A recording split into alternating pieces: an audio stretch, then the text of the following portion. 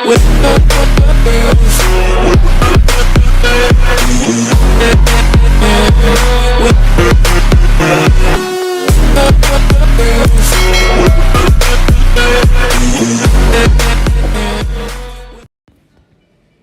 บสวัสดีครับยินดีต้อนรับเข้าสู่ SkyFamily Channel อีกครั้งครับวันนี้นะครับเราจะมาจัดสวนนะครับสวนอีเดนครับต้อนรับสงกรานต์กันครับเราจะมาจัดสวน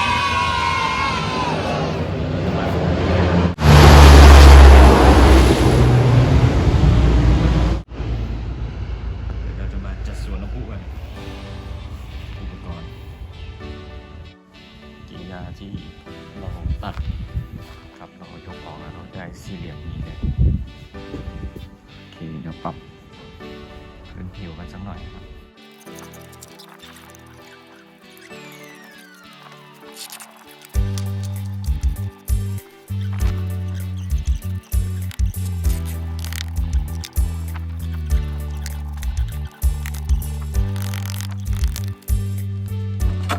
เอาผมฮะ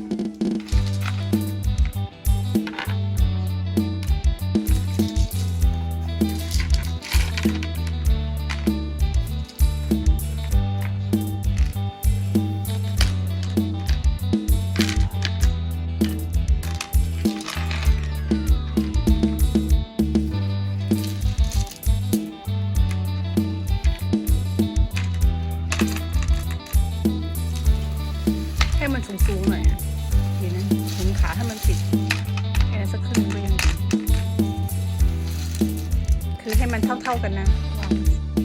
เท่าๆกันให้มันปิดกระถาง